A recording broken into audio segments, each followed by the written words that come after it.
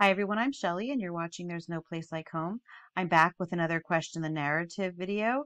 And the reason that I decided to make one today is because I think I might be onto something. My children and I were out today on a nature study, and my daughter here, she's the one who's getting married, she took some of my children creek walking. And as we were walking along, I've still had in my mind for the past couple weeks just the whole idea of these mountains by my house, which I didn't mention before, but I'm going to now because it's relevant. They're part of the Appalachian Trail. And I've been thinking about the fact that I believe that these mountains are not natural. They're spoil tips from possible giant mining simply because of the size of these mountains. But no matter who created these mining heaps, I do believe that they're not natural mountains. And so I've been thinking about that for a while. And so all along this trail, which goes past some old quarries where they would mine slate, there is evidence of this slate mining everywhere. And it led me to a revelation today. And I'm just going to show you some of the things that I found. So while they were creek walking, you can see just there's evidence of slate everywhere. You can even see it underneath these trees. And so this area here is actually across the creek and across the trail from where the one slate mine, the one at Bedbug Cave that I've talked about, used to be. So what you see in here is, I believe, they're tailings. They're just mining rubble left over from that time. And this is just a very minor area, certainly not something that I would call a spoil tip. However, as I walked down the trail, I remembered, and I've passed this so many times, and I never put two and two together between this and the mountains that I've been talking about. You can't really see it well in this photo, but this is a giant pile of, it looks like ground up slate. And you will see in some of the other pictures that there are larger pieces of slate, but this is without a doubt, we'll call it a mini spoil tip right on the trail that I walk on all the time. This is the same spoil tip in the prior photo, but from this angle you can actually see that not only is there vegetation that is now covering it, and I have to say that this particular mine closed, I believe, in the 1880s. So it's a pretty recent mine in comparison to when I assumed that these mountains would have been, the, the created, because I believe that they certainly would have been created, I'm thinking either pre-flood or possibly shortly thereafter. But as you can see, it's already starting to get overgrown with vegetation. And over time, people aren't going to know that this was a slag heap. And you can even see underneath here, this is slate sticking out from underneath this tree here, which, yeah, I think that's really, I think that this is so cool looking. And in this photo here, again, it's the same slag heap, but it's just as you're walking up to it. And you can see also from this angle that it's covered in vegetation. So even this area here is also part of the slag heap. And you can only tell if you look really closely. Obviously, you can see all this slate here, but underneath it, you can see all the ground up slate like you would see like you saw in the other photo. And so this reminded me very much, again, of what we see on the Appalachian Trail. Now, again, I'm going to say that obviously this isn't slate. So it's not.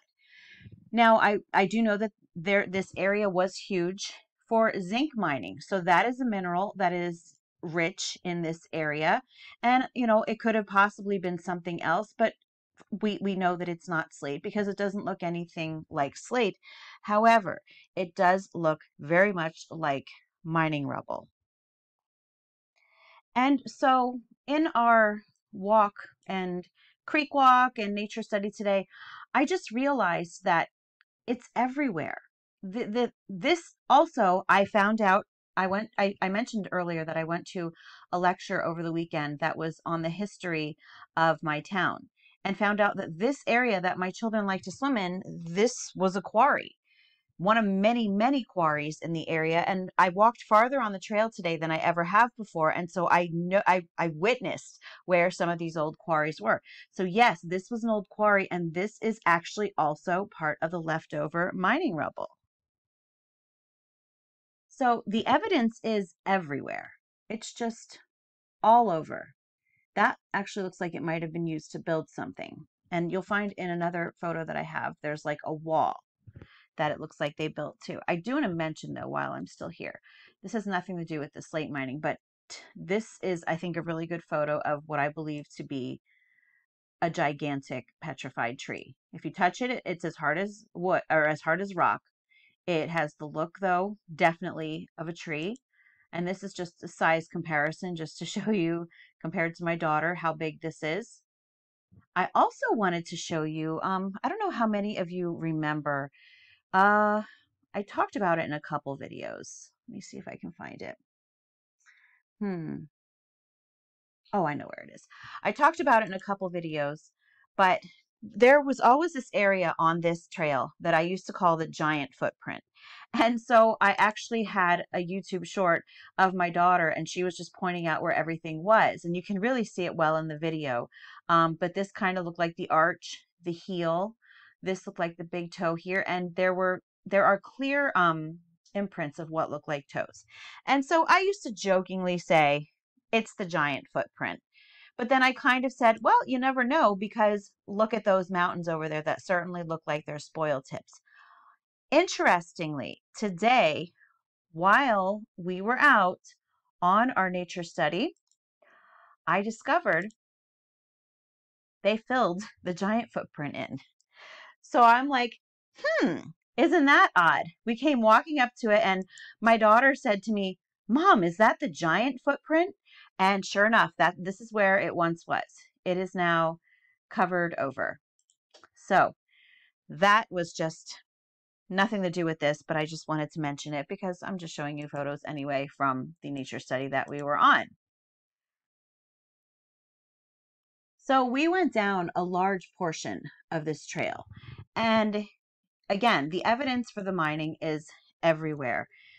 It's just a very mineral rich area that we live in. And the thing is that it covered such a vast area of the trail that I just keep thinking to myself, it's not unheard of that these mountains could be what I think they are.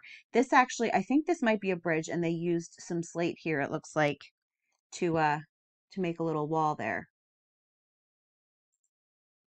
And so here is another quarry that I passed by, and then there's another spoil tip and starting to have vegetation grown over it.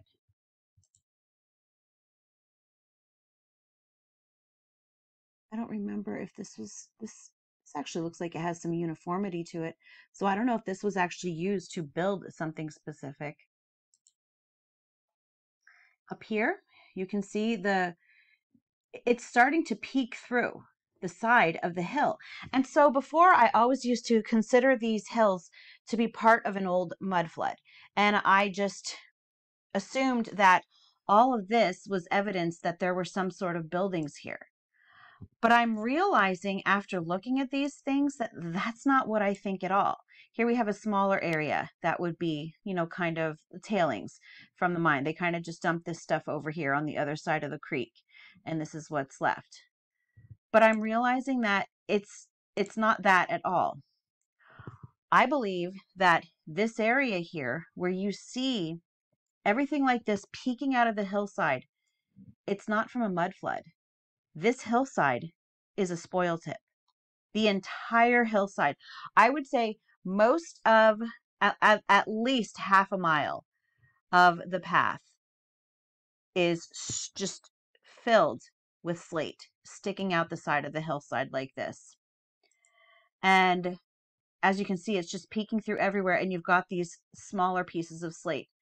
So what I've been looking at as just a naturally formed hill or possibly evidence of a mud flood is in fact a spoil tip.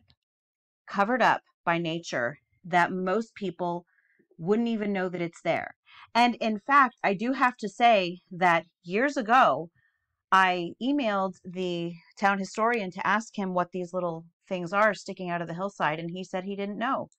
So if the town historian can't even put two and two together, that these are all spoil tip hills from the mine, how is anyone supposed to know that those Appalachian Trail Blue Mountains by my house are spoil tips? People aren't going to know that if they don't even know more recent history and can't put things together.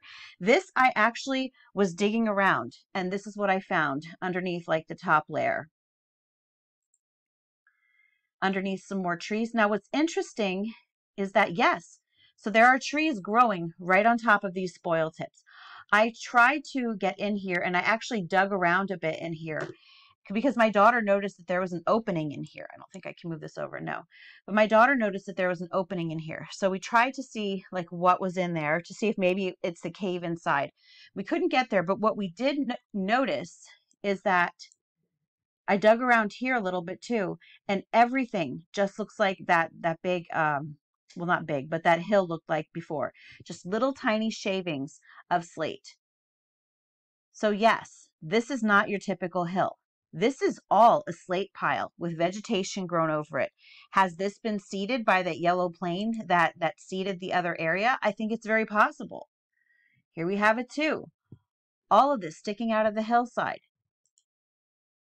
The evidence is everywhere, and I can't believe that I just kept thinking, this is the remnants of an old wall. This is the remnants of an old building. And now I'm realizing, no, you can see it right under here. This is all slate. This is all tailings. The whole area of this trail is slate spoil tips. So here's, I've shown this before, but this is a coal mine, like a quarry from a coal mine that I drive past once in a while. This one I actually took well, I didn't take it. My daughter took it as I was driving past it. Maybe last year sometime, but this is a spoil tip from there, or you might call it a slag heap. And my daughter pointed out to me the last time that we drove past, that hill now has vegetation on it. And she said that it is starting to look like just a natural hill already. So again, I'm going to ask, why would these mountains be any different? Because the fact of the matter is that the Appalachian Trail, the whole area is known for mining. So as you can see, it starts down here in Georgia. It goes up through Tennessee, possibly a little bit in North Carolina. I can't really tell there. I don't know, maybe a smidgen in North Carolina. So Georgia, North Carolina, Tennessee, Virginia, West Virginia, Maryland, Pennsylvania. And what are those stories that you hear? I'm not, it goes all the way up, all the way north, up through Maine. And I believe that they even might extend into Canada. But what do you always hear about Appalachia? I always associated it with like coal mines. You always just heard these stories of the coal miner's daughter, and that might not even take place there, but that's what I think of, is just these coal mining families, because the Appalachian Mountains are always associated with areas that are heavily into mining. And yes, there's coal mining by us. That's what I just showed you in the last image, but there's slate mining, there's zinc mining. I don't even know what else there is. But isn't it funny that an area associated with mining would have these, quote, mountains that look very much like mining rubble? And so again, that's why I'm just saying to myself, it would not be too far-fetched. We hear stories all the time of giants mining the earth. When people speak of the Anunnaki, who I believe to be the fallen angels and the Nephilim.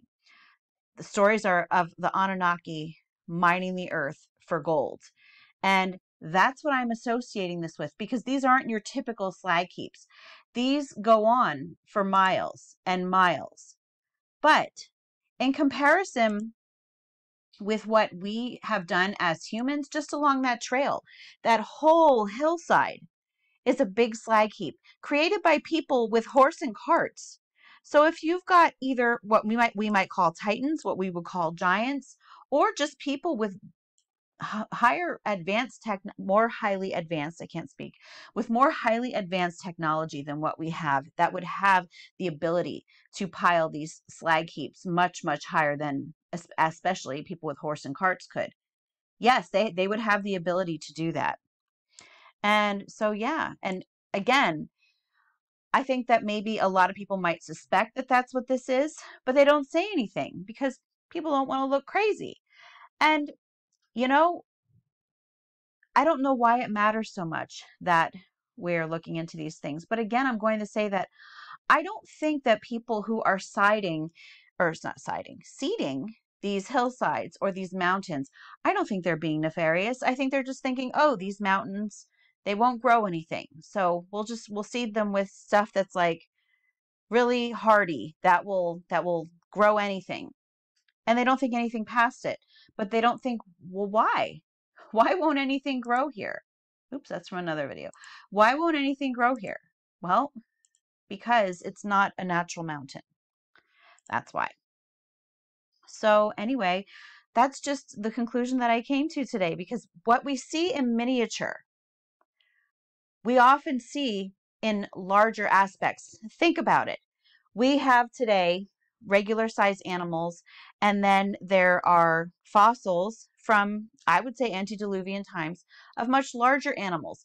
Why were animals much larger in that time? Well, because I would say because of the higher oxygen level in the atmosphere.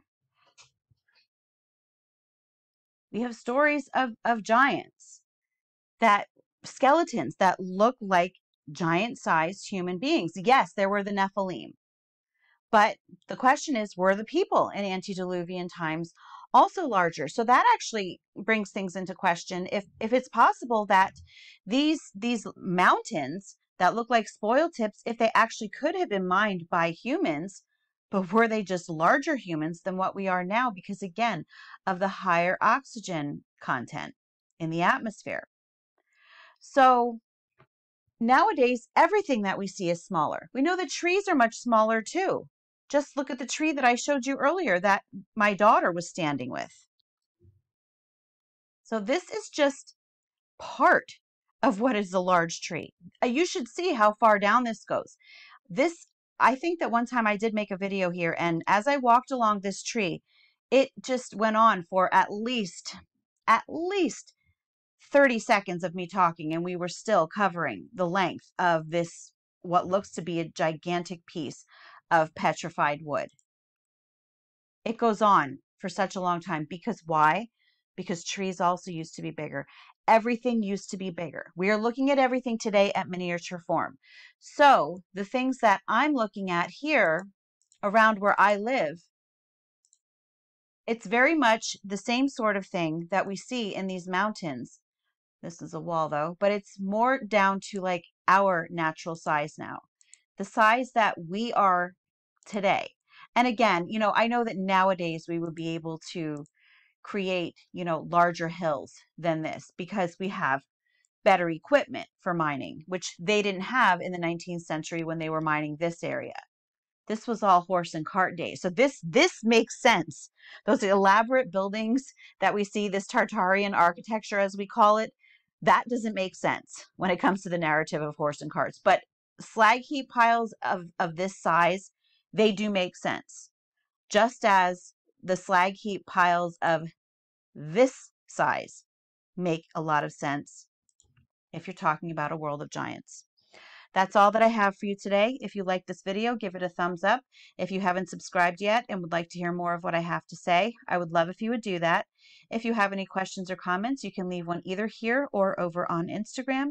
And if you like my work and would like to check out my Patreon page, I will leave a link in the description box for that as well. And I hope you have a great day.